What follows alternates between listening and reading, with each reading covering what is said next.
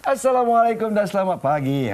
Saya bersama dengan Anim Izzati kita untuk menyantuni anda semua para penonton pada pagi ini Selasa 2 April 2024. Ya, dah pun masuk bulan April, dah pun masuk 10 akhir Ramadan. Kita dah pun 22 Ramadan kan, mengejar apa yang penciptaan akhir lah kita katakan kan untuk bulan Ramadan pada tahun ini. InsyaAllah kita doakan yang terbaik untuk anda semua. Kita mulakan dengan hari yang sangat hujan, syahdu kan, sejuk.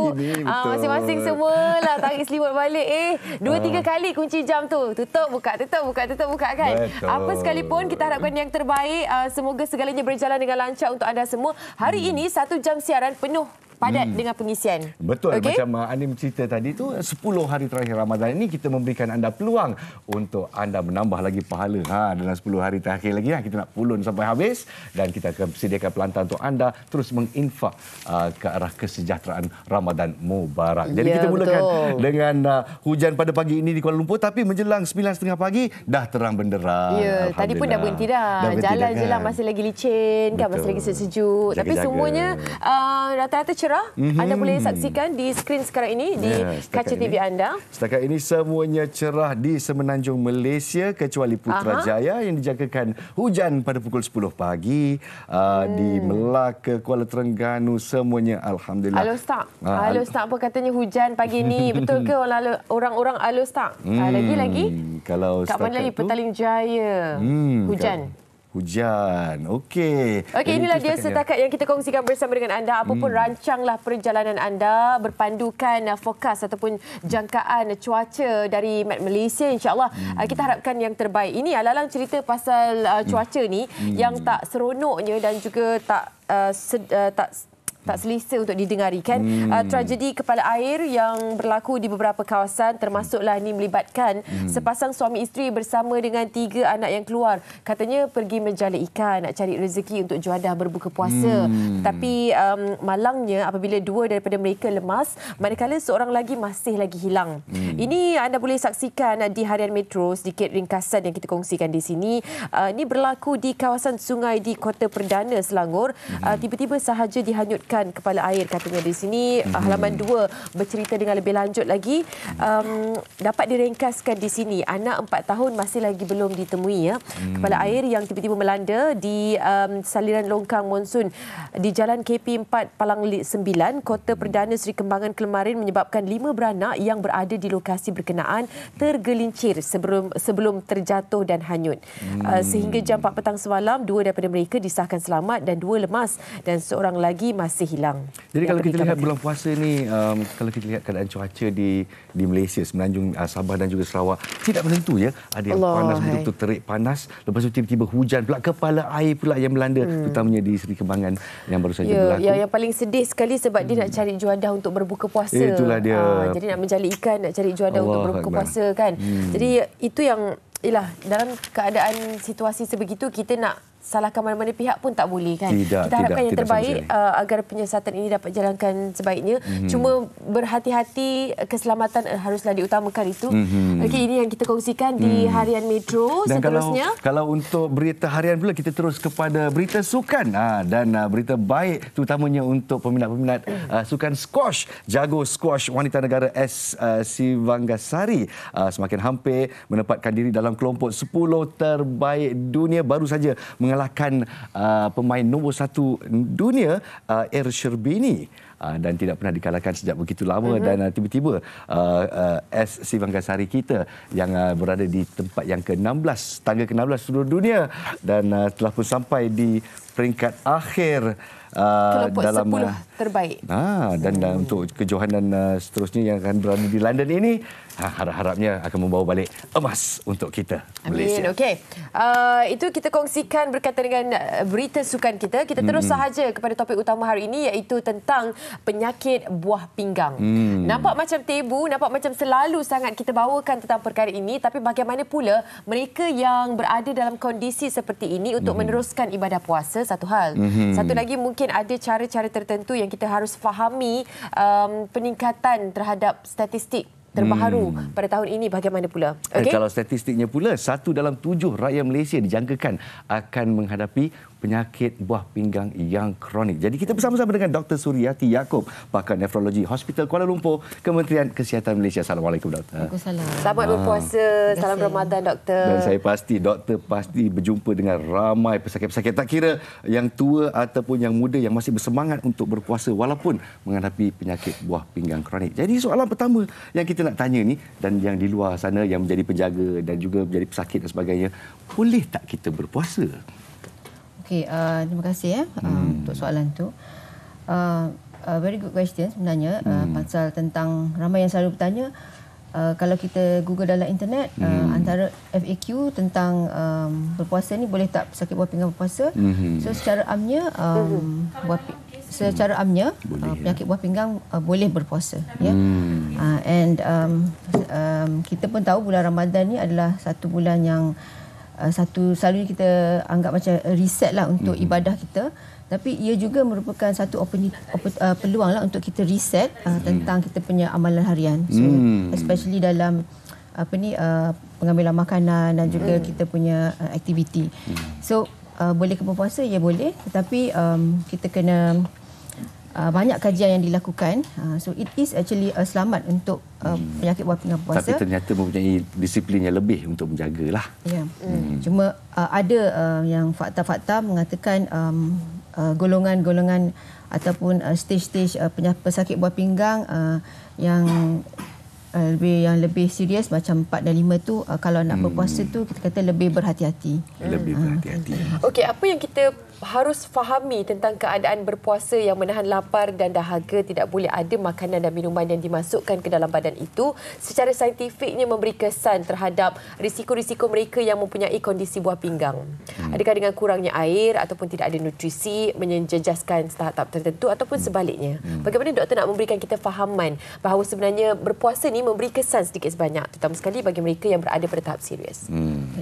So ramai yang bertanya, kalau kita berpuasa, adakah keadaan kesihatan buah pinggang itu akan menjadi lebih teruk? Ya. Kalau di dalam stage yang pertama, kedua, ketiga, selalunya dia tidak actually membawa banyak masalah lah.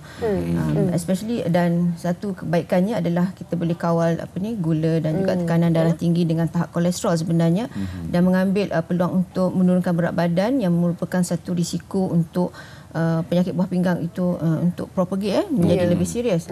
Tapi kalau dalam stage 4 yang kelima ni, perlu kita berjaga-jaga, especially kalau kita kurang makan, risiko untuk kekurangan gula dalam darah macam hypoglycemia, kekurangan air disebabkan oleh waktu untuk mengambil makanan dan minuman itu terhad. So itu juga boleh menyebabkan dehidrasi dan kepenatan, dan sampai tahap juga ada yang boleh macam pingsan ataupun kita panggil collapse lah.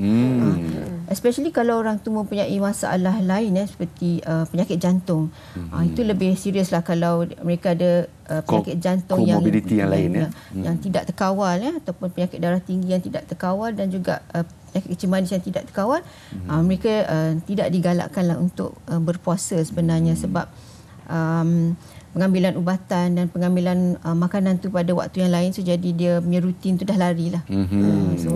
Jadi kalau kita lihat kepada terutamanya lah golongan yang senior di luar sana, terutama untuk mereka yang menjaga ibu dan bapa mereka yang mempunyai kondisi seperti ini, apa pantang larang yang harus dipantau? Sebab saya tahu orang tua ni memang semangat dia kuat.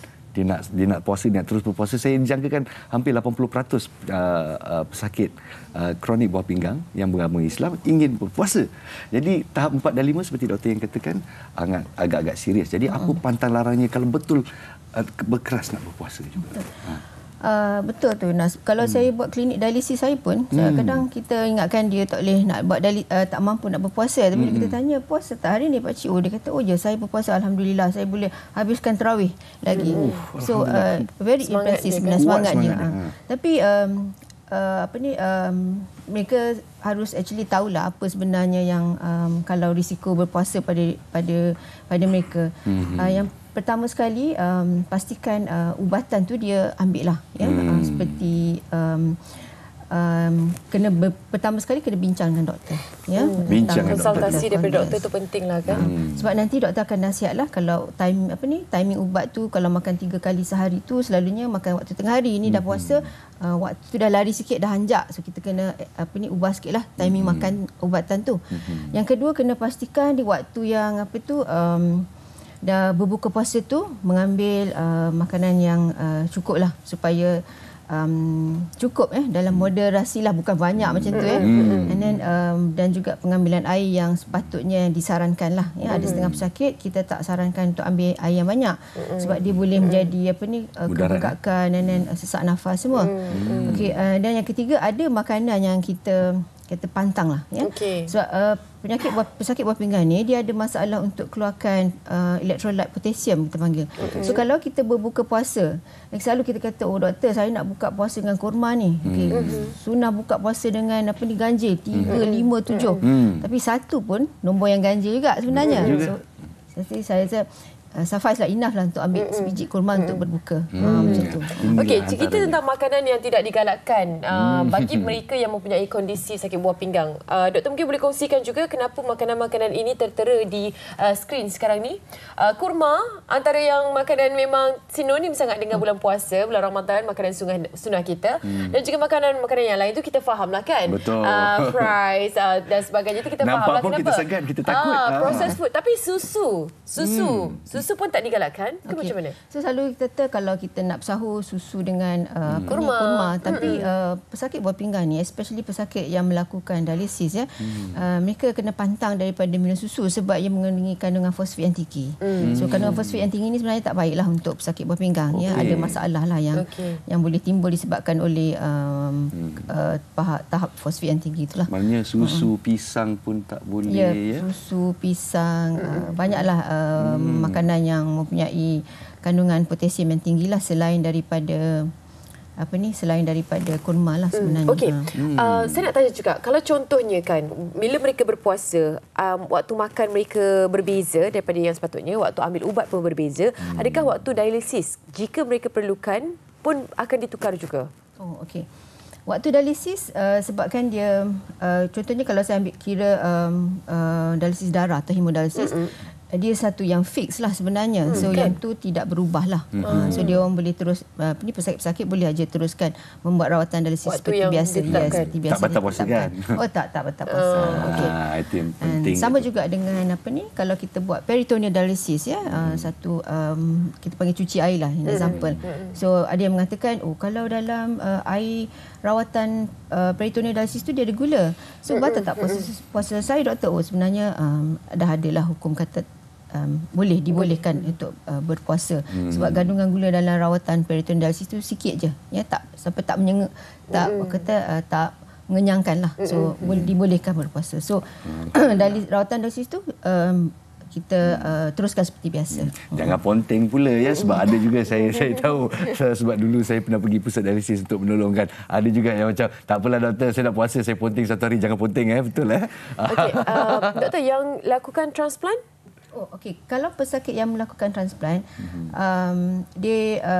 mereka boleh berpuasa, tapi selepas ada satu kita panggil time frame lah lepas mereka melakukan transplant. Bila pengambilan ubat telah stabil dan tidak ada penyakit seperti rejection ke dalam beberapa bulan selepas prosedur tersebut ataupun kiranya stabil, mereka boleh berpuasa. Ada time, ada masa yang ditetapkanlah selepas kondisi. Itu pun konsultasi daripada doktor jugalah kan, memberikan kebenaran. Okey, kita nak menyantuni soalan-soalan daripada rakan-rakan kita yang ditulis. Itulah dia antaranya Pak Ngah Merbuk. Assalamualaikum doktor dan pengacara. Adakah penyakit buah pinggang berpunca dari diabetes dan darah tinggi dan apakah cara untuk mencegah? Ini soalan yang betul-betul bagus. Silakan doktor. Alright. Memang penyakit buah pinggang memang berpunca daripada diabetes dan penyakit darah tinggi yang tidak terkawal. So antara sebab utama penyakit buah pinggang di Malaysia sebenarnya adalah penyakit diabetes yang tidak terkawal. So kalau ada penyakit diabetes dan darah tinggi, makan ubat, jaga makan supaya dia tak sampai dia melibatkan buah pinggang lah. Macam tu. So Okey, saya ada soalan terakhir lah untuk mereka di luar sana yang ingin terus beribadah, terus berpuasa walaupun mempunyai penyakit kronik ni kan. Dalam mereka meneruskan ibadah ini, bila masanya, where is the line, doktor? Bila mereka mungkin merasai simptom-simptom tertentu yang mereka harus cakna dan mereka harus berbuka. Ada yang juga berdegil, tak boleh lagi ni, boleh lagi ni. Where is the line, doktor? Okey. So sebelum kita mulakan ibadah, kita tahu dah bulan Ramadan tu kan, yang pertama sekali kita boleh buat preparation, ya. Preparation di mana kita cuba berpuasa sikit-sikit lah. Practice dulu, dan daripada situ sebenarnya kita boleh tahu kalau kita makan macam ni, adakah kita tahan, ataupun kalau kita berpuasa, macam mana rasa simptom kita, boleh tak kita tahan. Kalau ubat ni kita ambil macam ni, macam mana pula. So sebenarnya kita boleh praktis dulu. Dan daripada situ, dan kita boleh kenal pasti apakah simptom-simptom kita kalau kita dah tak tahan untuk berpuasa lah. Dan kita boleh, dan daripada situ dan kita boleh tahulah adakah kita boleh berpuasa penuh ataupun tidak. Apa simptomnya? Macam mungkin nak pitam ke, atau mungkin gastrik dan ada indikator lah. Ada indikator, yes. Selalunya kalau kekurangan gula tu kita rasa macam menggigil, lepas tu kita rasa macam kelabu mata. Tapi yang selalunya pesakit kencing manis ni kan, dia ada masalah dengan urat saraf. So kalau dia kadang-kadang simptom hypo dia datang dengan serangan jantung. Tu yang kena berhati-hati sikit lah. So apa-apa kita kena tahu diri kita sendiri. Bukannya tak boleh berpuasa, boleh, tapi kita tahu limit kita sendiri. Macam tu. Itu yang penting. Dan mungkin boleh melatih sebelum daripada menjelangnya Ramadan, macam Isnin Khamis dulu kan, ataupun hari putih, kita puasa pada hari-hari tersebut dulu, tengok macam mana boleh ke tak boleh. Lepas tu barulah bulan Ramadan ni mungkin kita tahu pergerakan dan kita punya macam mana kan kondisi pada kita. Okey, nasihat yang terakhir kepada penjaga-penjaga mereka yang menjaga mungkin yang daripada dialisis, yang melakukan transplant dan sebagainya kan. Yang penjaga ni harus tahu juga kan, kadang-kadang semangat yang tuan punya badan ada, tapi mungkin penjaga dia boleh memberi nasihat sedikit kan. Silakan. Terima kasih. Satu ni, saya rasa antara ujian yang terbesar untuk penjaga ni adalah untuk menyediakan makanan yang sesuai untuk berbuka. Ya, saya tu. Satu, bila yang berbuka tu dia punya nafsu nak makan tu, ya, walaupun dia dialisis ke tak dialisis ke, kita faham kan. Lagi dah berpuasa seharian kan. Betul.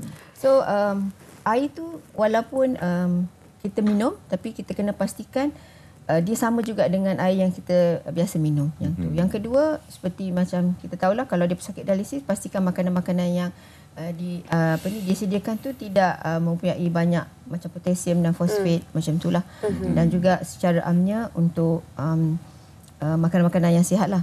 Tapi juga kena pastikan yang pesakit tu sendiri tahu, macam dia kena pasti bila seseorang tu macam tak sihat. And then, tapi janganlah kita jadikan macam anak kita ada sikit lagi sejam sambunglah puasa sambung.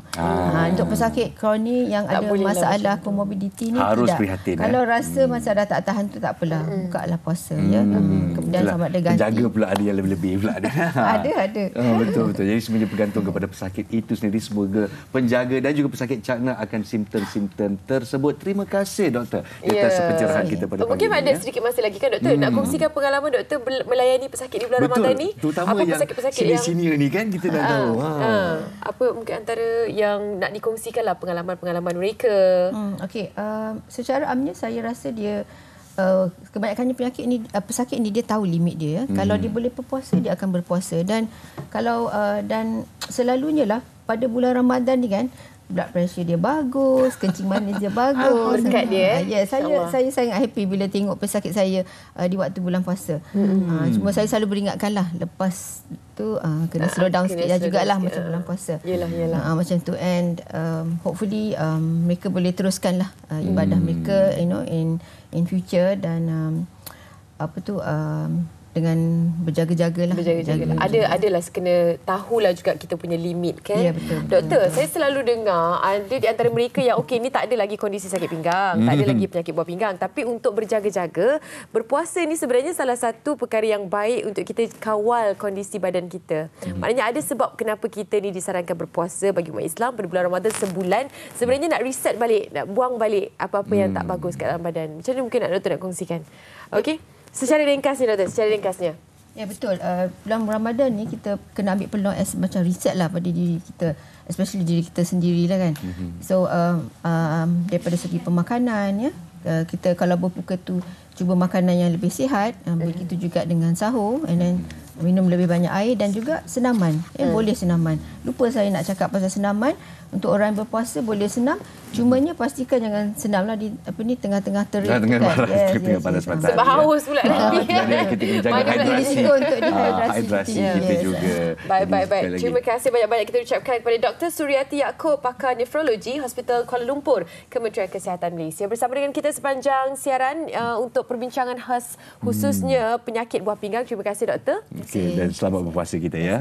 Baiklah, kita akan berehat seketika di MHI, dan apabila kita kembali, kolaborasi Malaysia hari ini bersama dengan Jabatan Wilayah Persekutuan dalam menyantuni warga negara wilayah persekutuan di Labuan, di Kuala Lumpur dan juga di Putrajaya. Semuanya selepas ini.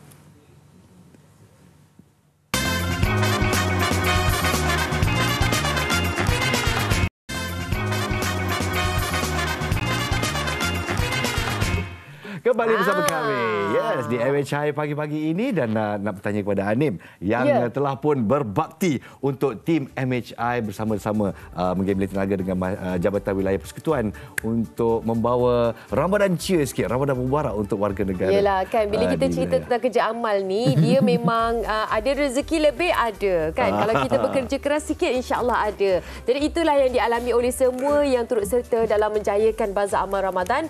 Kita nak saksikan ni mereka tu terbang ke Labuan sana. Fariha On, Petri Yahya dan juga Rina Hazrina dan juga kru MHI yang sempat berkesempatan berada di sana. Kali ini macam biasa kerjasama bersama dengan Jabatan Wilayah Persekutuan yang kali ini di Labuan. Jom apa cerita agaknya kan?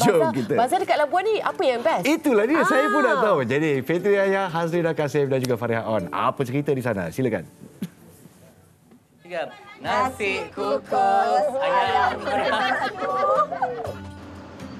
Hampir 3 jam penerbangan dari Kuala Lumpur, akhirnya tim Malaysia hari ini tiba di bumi wilayah Persekutuan Labuan.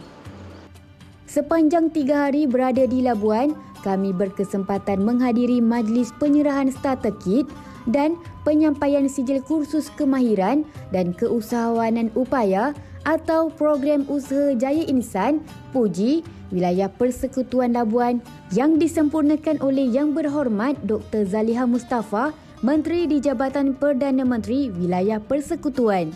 Seramai 100 penerima mengucapkan rasa syukur dan terima kasih mereka dengan bantuan yang diberikan. Macam saya ni mengusaha soto, dan dengan ketibaan kami punya peralatan ni, ini sedikit sebanyak dapat membantu saya untuk menghasilkan dalam kuantiti yang besar. Saya mengucapkan jutaan terima kasih dengan kehadiran YB Menteri, menunjukkan komitmen YB Menteri kepada kami. Sekarang menegak air balang dan makanan, saya buat aiskrim sendiri. Dari program ni kami dapat starter kit, dia mempermudahkan lagi urusan. Memang sangat gembira lah. Terima kasihlah kepada Puji kerana memilih kami. Penerimaan ini menjadi titik tolak kepada saluran perniagaan yang diusahakan bagi membantu menambah pendapatan isi rumah. Hari yang dinanti-nantikan, Malaysia hari ini mengakhiri kempen Bazar Amal Ramadan MHI di Labuan Walk. Kempen Bazar Amal Ramadan ini mendapat kerjasama erat Jabatan Wilayah Persekutuan. Kali ini, personaliti MHI Ahmad Fetri Yahya, Hazrina Kasim dan Fariha On membantu menjual nasi kukus ayam goreng berhantu yang sememangnya popular dalam kalangan masyarakat setempat. Walaupun cuaca panas, tapi tidak mematahkan semangat untuk terus berniaga. Setiap hasil jualan ini akan disumbangkan sepenuhnya kepada golongan asnaf dan juga pelajar-pelajar tahfiz. Sebagai pengusaha untuk nasi kukus ayam goreng berhantu ni, dah berapa lama dah sebenarnya berniaga ni? Sebenarnya kami berniaga hanya untuk Bazar Ramadan setiap tahun. Tapi kalau tahun lepas kami berjual lemang Pak Omar. Sekarang ni kami tukar jualan kepada nasi kukus ayam berempah. Okey, apa keistimewaan ayam berhantu punya bahan-bahan ni? Keistimewaan ayam berhantu kami menggunakan rempah English herbs. Rempah-rempah orang putih lah.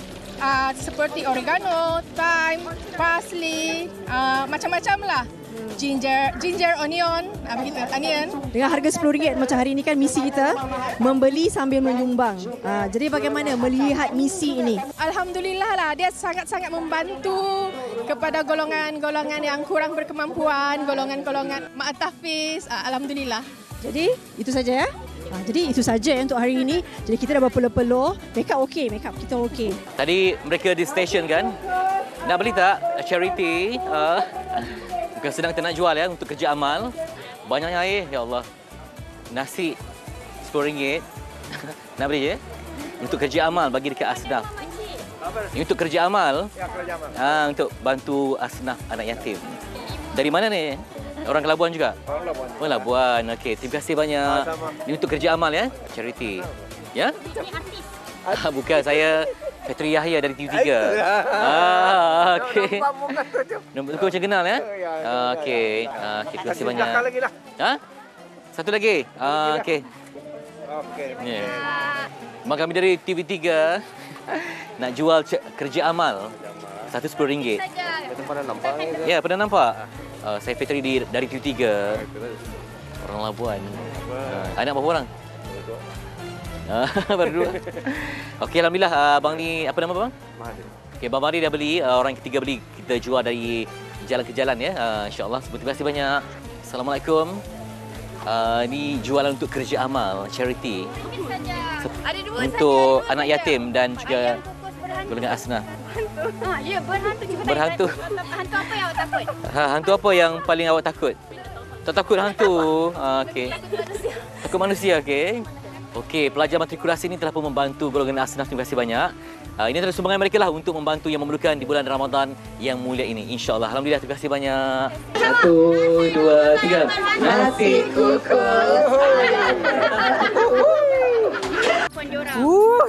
Respon dia sangat menyeronokkan sebenarnya sebab kami di sini rasa macam tak sangka sebab ada individu yang datang kata okey, saya sponsor 10 bungkus. Bila kita panggil kata 10 percuma, jadi ramailah yang datang dan sebagainya. Tak sangka orang-orang Labuan ni sangat pemurah mereka sebenarnya.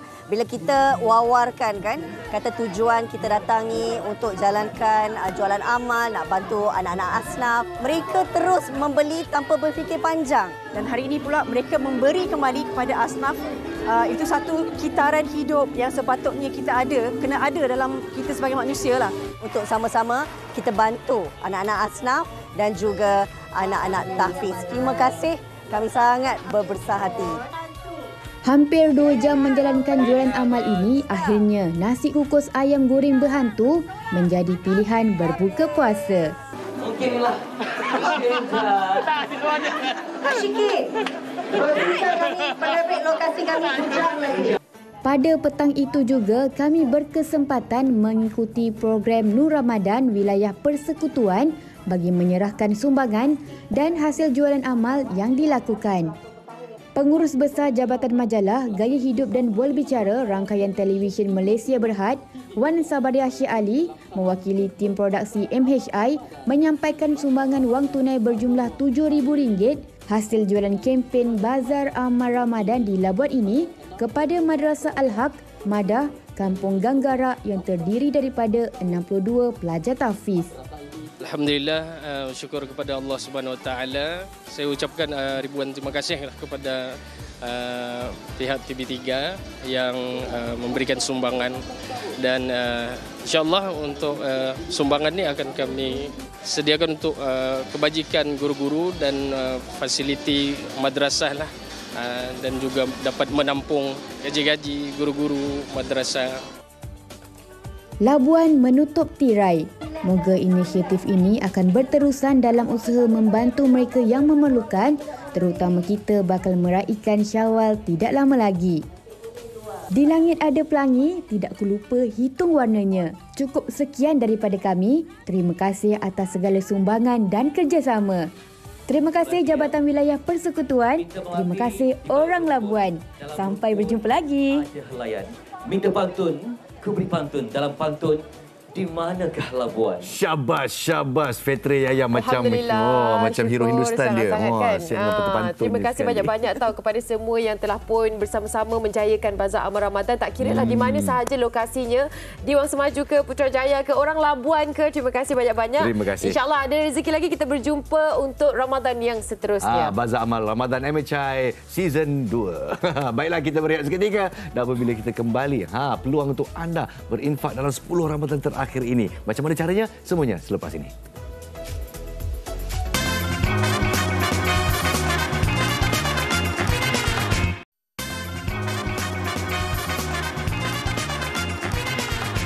Assalamualaikum, salam sejahtera kepada anda semua yang baru je bersama dengan kami untuk 22 Ramadan. Masya Allah kan, jadi pecutan akhir untuk 10 malam terakhir.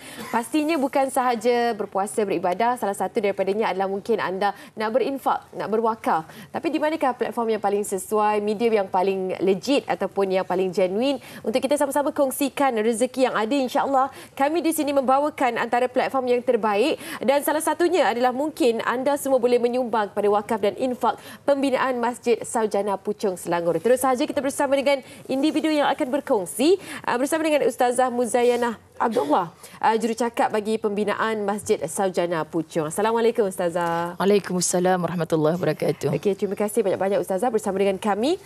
Intipati penting kita untuk kongsikan bersama dengan mereka tentang Masjid Saujana Puchong Selangor yang katanya 52% dah hampir siap. Jadi bagaimana untuk kita tahu latar belakang dan sedikit pengenalan? Silakan. Baik, alhamdulillah, bismillahirrahmanirrahim. Alhamdulillah, summa alhamdulillah, syukur pada Allah kita bertemu pada waktu-waktu yang penuh dengan keberkatan. Kita ingin berbicara tentang Masjid Saujana Puchong. Subhanallah, yang terletak di Selangor, sangat-sangat perlukan dana yang dikumpulkan hampir 13 juta sebenarnya. Tetapi 3 juta telah pun siap dalam fasa yang pertama, 52%. Kan? Jadi kita seronok apabila ruang solat yang memuatkan 2,500 orang insya-Allah telah berada di Masjid Saujana Puchong, yang mana selama ini hanya menggunakan 3 buah surau, yang hanya 1 surau sahaja dapat keizinan kebenaran untuk melaksanakan solat Jumaat, hanya dalam kapasiti 900 orang sahaja. Bayangkan 900 orang ni dalam surau yang sangat kecil, imam terpaksa turun selepas membaca khutbah untuk berganjak ke tempat menjadi imam. Jadi maknanya berjalan jauh kerana ruang kawasan yang tidak mengizinkan. Jadi bila Ustazah tengok keperluannya itu, subhanallah, sangat-sangat mendesak. Jadi teramatlah penting bila kita nak cari kan suasana keperluan untuk kita infak di pada hujung-hujung Ramadan ini. Mudah-mudahan insya-Allah kita tidak ragu-ragu lagi. Kan, kerana ada banyak ruang solat dan fasa kedua yang sedang dalam pembinaan sekarang ni memerlukan dana yang sangat besar, 9.5 juta, tapi tidak ada yang mustahil bila kita sikit-sikit. Saya yakin sangat insya-Allah menjadi bukit yang berkat, kan, siap sepenuhnya menambah lagi ruang solat, prasarana yang terdiri daripada 10 kios, insya-Allah pasti nanti akan datang juga income kepada masjid tersebut untuk pengimarahannya, insya-Allah. Insya-Allah. Kita kongsikan di sini juga, ini merupakan pembinaan masjid yang pertama kalau dikongsikan di kawasan tersebut. Hanya ada surau sahaja kan Ustazah? Jadi bila mana keadaan ini berlaku, apakah mungkin kebaikan berinfak kita yang kita sendiri sebagai umat Islam yang harus kita fahami, mungkin yang mengalirnya itu adalah keberkatan. Silakan Ustazah. Baik, Allahumma salli ala Sayyidina Muhammad. Ramadan, antara yang disebutkan oleh Nabi SAW adalah sedekah yang terbaik adalah pada bulan Ramadan. Kan kita bukan mengambil kesempatan untuk apa yang Nabi sampaikan kepada kita, tapi perkara yang hari ini diberi peluang, kita kadang-kadang bila tahu mengenainya, subhanallah, tapi kita buat-buat tak tahu sahaja. Sedangkan hari ini luas di media kita yang menyatakan Masjid Saujana Puchong ini perlukan dana yang begitu besar dan keperluannya sangat mendesak. Jadi Ustazah merasa terpanggil untuk bersama-sama bersama kerana insya-Allah apabila kita telah tiada di atas muka bumi Allah ini, selagi tidak kiamat, Masjid Saujana Puchong ini akan diimarahkan dengan pelbagai aktiviti, ya, antaranya program-program muslimat, kan, muslimin. Solat Jumaat sudah pastinya insya-Allah menjadi satu keperluan yang sangat besar di kawasan itu. Surau yang kecil tadi itu hanya muat 900 orang, di sini boleh memuatkan lebih 2,500 orang.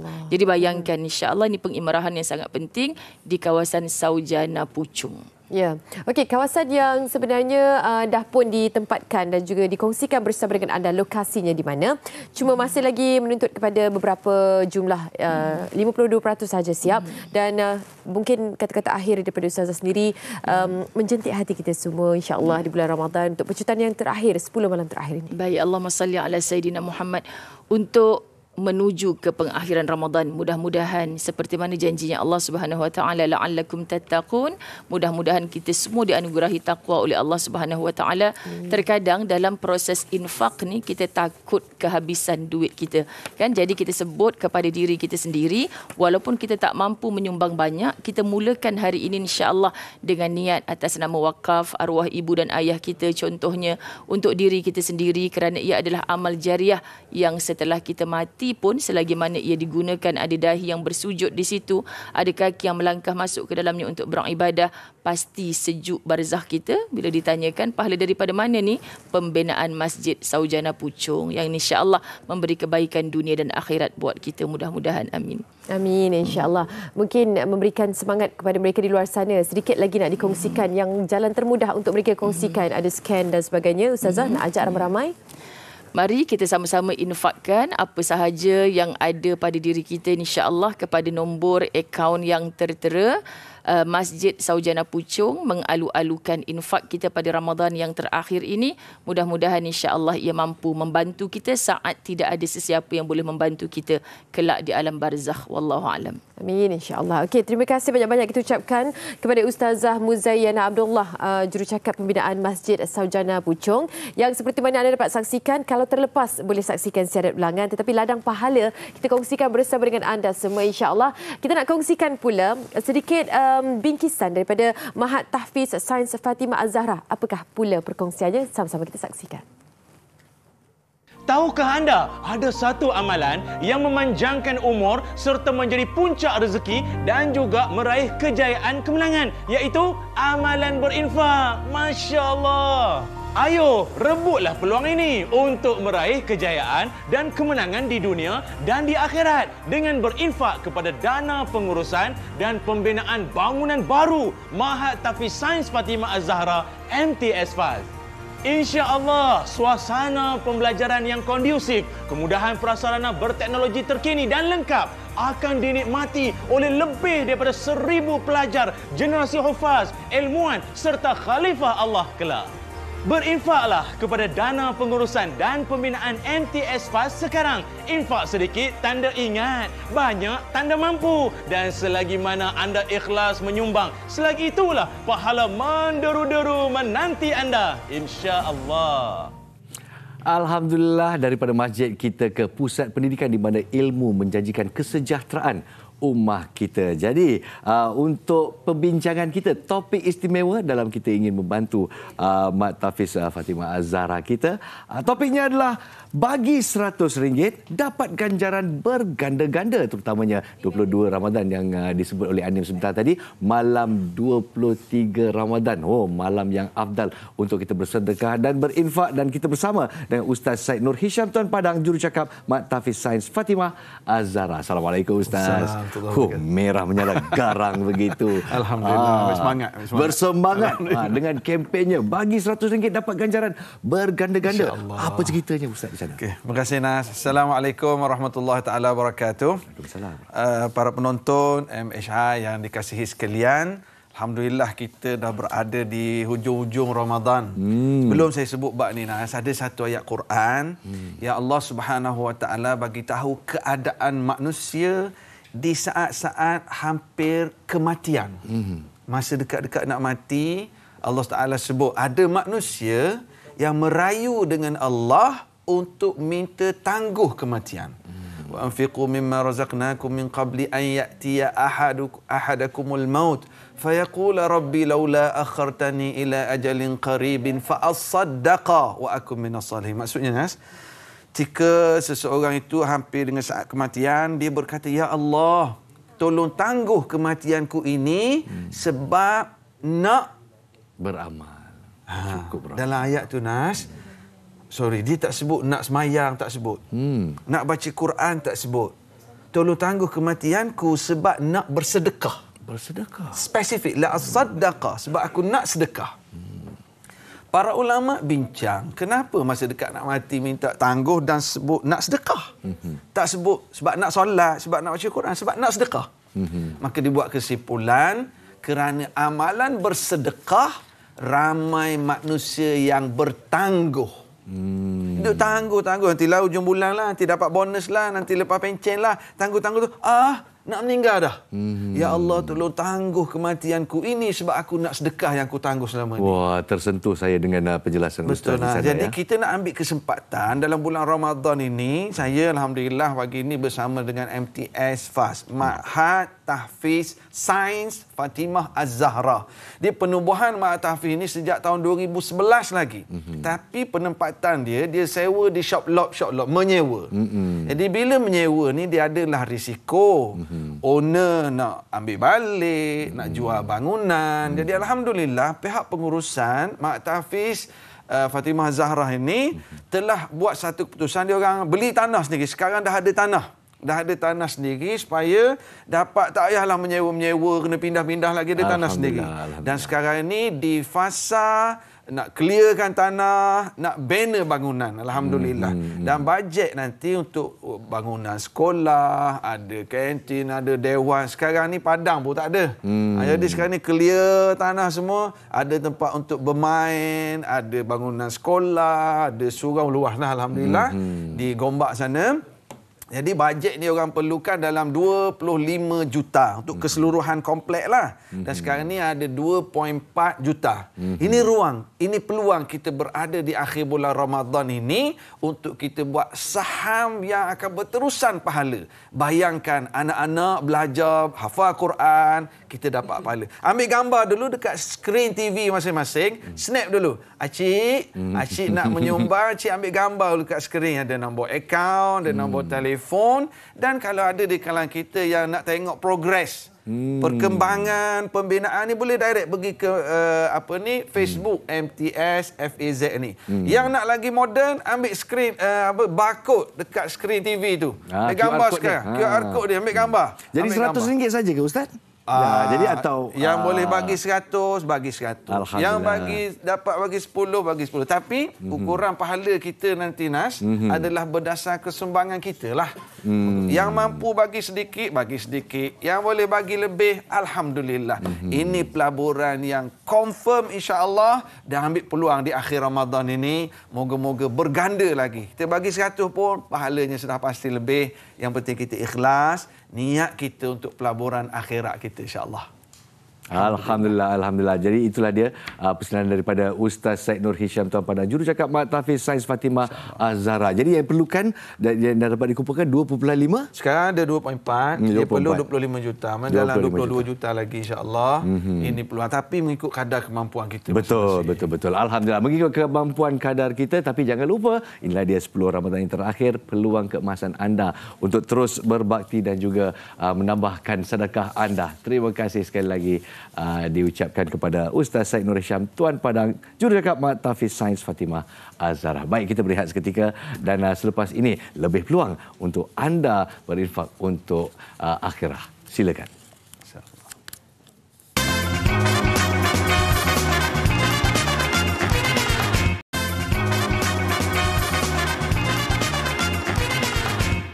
InsyaAllah kita terus memberi peluang kepada anda para penonton MHI untuk menambah barakah pada 10 Ramadan yang terakhir ini. Jadi sekarang kita ke arah membina sekolah juga. Seperti yang apa kita ceritakan sebelum ini, jalan yang mulia adalah jalan menuntut ilmu, dan kita beri peluang yang sebaik mungkin untuk setiap pelosok rakyat Malaysia termasuk di Sabah dan Sarawak. Satu projek baru di Sabah untuk menaikkan sekolah agama negeri Merotai. Jadi kita bersama dengan Ustaz Bakhtiar Fitri Haji Abdul Hamid, pendakwah selebriti kita. Assalamualaikum Ustaz Bakhtiar. Waalaikumsalam warahmatullahi wabarakatuh. Senyum-senyum saya rasa macam tergelak aja bila saya tengok muka Ustaz Bakhtiar. Sihat Alhamdulillah. Jadi boleh ceritakan sikit tentang dalam bulan Ramadan ini, pastinya Yayasan Ikhlas ingin berkongsi tentang projek terbaru mereka. Silakan. Baik, Assalamualaikum warahmatullahi taala wabarakatuh buat Nas dan juga semua penonton setia MHI pada pagi ini. Alhamdulillah yang kita bertemu pada pagi ini bukan berkebetulan, buka TV tiba-tiba nampak saya, tak. Allah rancang tuan-tuan dan puan-puan pada pagi Ramadan yang barakah ini untuk dibukakan hati pada awal pagi berinfak bersama dengan Yayasan Ikhlas sebenarnya. Amin. Dan sebenarnya tuan-tuan dan puan-puan, Allah nak hantar pula kepada para penginfak ini malaikat untuk mendoakan, ya Allah, gantikan infak orang ini dengan ganjaran yang lebih baik. Dan sebelum saya pergi lebih jauh lagi, tuan-tuan dan puan-puan, apa kata, ambil dahulu gambar di skrin TV, ada nombor akaun dia, ada nombor pegawai kami untuk dihubungi, dan sama-samalah nanti sambil-sambil saya bercakap, sambil-sambil tu boleh berinfak sebenarnya. Baik tuan-tuan dan puan-puan, tengok gambar dekat skrin TV. Sekolah Agama Negeri Merotai di Sabah. Lihat bagaimana bentuk sekolahnya. Daifnya dengan apa tingkapnya, kayunya, lantainya, subhanallah. Kan? Bayangkan kalau anak kita belajar kat sini. Kita rasa macam mana? Nak bantu, nak tolong apa yang sepatut sebenarnya dekat sana. Tuan-tuan dan puan-puan, sekolah ni berusia 40 tahun. Dah lama dah sebenarnya. Nampak usang ya? Nampak usang. Bayangkan dia punya kekurangan infrastruktur je dekat situ tu. Sampai kat tandas cuma ada 2 je tandas. Ada 2. Bayangkan guru ada 1 tandas, pelajar 1 tandas. Masya Allah. Bagaimana nak buang air kita kata. Subhanallah. Dan anak-anak dekat sana menjangkau 500 orang dekat sana. 500 orang kongsi 1 tandas. Dan ceritanya pula di sana sampai ada 1 meja tu berkongsi 2-3 orang. Terpaksa berhempit-hempit ya. Nak ceritanya siapa sebenarnya yang sanggup nak belajar dekat sana. Sebab tu kami di Yayasan Ikhlas ni pergi masuk ke curug-curug kampung Sabah ni. Kan? Orang kata, Ustaz, kan ada je bantuan di tempat lain. Tuan-tuan dan puan-puan, kita jangan cerita orang lain. Kita tanya diri kita, untuk Ramadan ni apa yang boleh kita buat sebenarnya.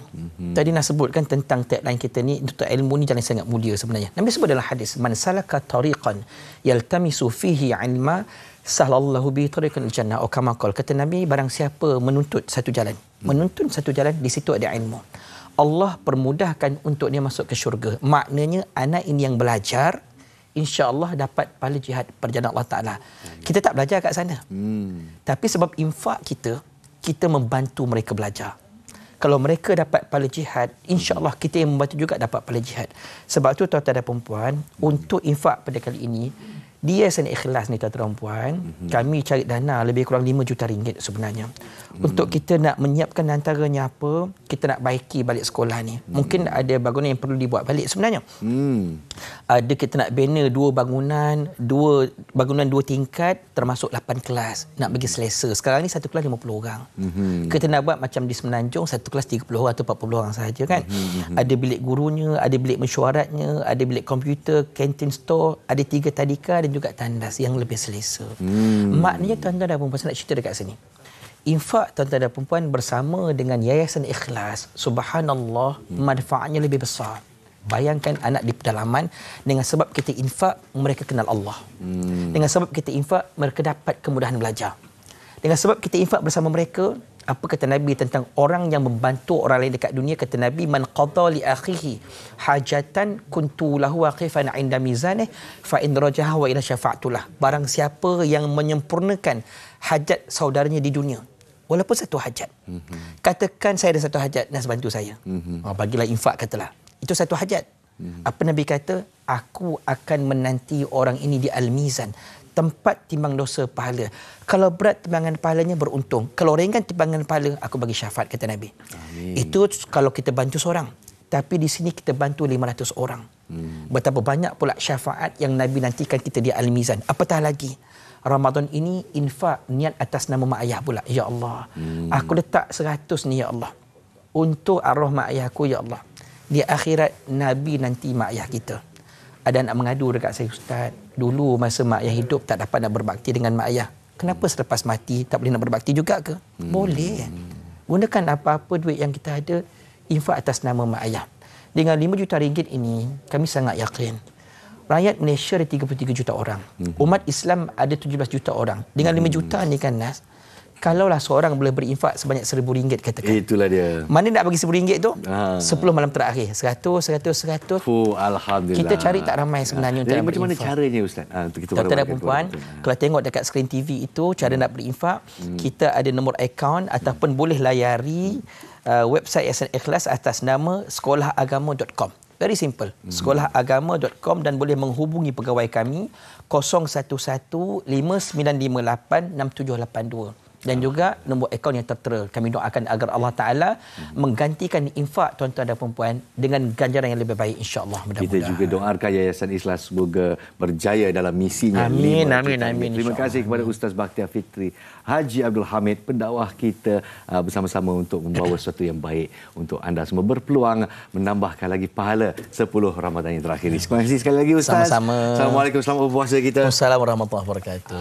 Amin. Baiklah, kita sekarang bersama dengan Anim dengan apakah wara-wara terakhir kita dalam kita menjelang pengakhiran rancangan ini. Silakan.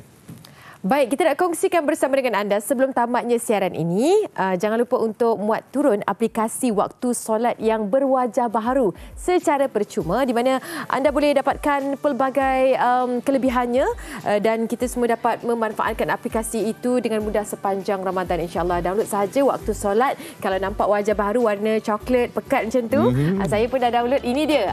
Ini dia aplikasi yang kita kongsikan bersama dengan anda semua. Pelbagai ciri-ciri terkini yang telah pun dimuat masukkan ke dalam aplikasi ini, notifikasi azan yang baru dan juga ciri-ciri Al-Quran, ruangan Al-Quran yang baru, dan sekarang ini dah ada mod gelap. Tenang-tenang saja bila kita pandang. Bolehlah muat turun dan anda sendiri boleh explore apakah waktu solat Malaysia yang mempunyai ciri terbaru ini. InsyaAllah tak payah nak ikut masjid, mana tahu kadang-kadang ni kan masjid pula azan awal, manalah tahu kan. Okey, kita nak kongsikan bersama dengan anda semua untuk topik besok, hari Rabu, iaitu Akta University dan juga College University. Ketahuilah semuanya untuk mahasiswa-mahasiswa kita dan juga kepada ibu bapa di luar sana. Baiklah, kita cakna akan isu ini. Saya Nas Rahman. Saya Anim Izzati. Jangan lupa untuk jaga diri anda, jaga kesihatan. Cuaca pun tak baik sekarang ini. Jadi macam mana pun kita harapkan agar Ramadan di akhir ini memberikan keberkatan untuk anda semua. Okey, teruskan ikuti kami di semua platform media sosial kami, MHR33 di Facebook dan juga aplikasi-aplikasi lain untuk anda dapatkan perkembangan terkini dari kami di Malaysia hari ini. Jangan lupa stream serta HD ditonton. Assalamualaikum, selamat berpuasa dan selamat pagi Malaysia. Bye.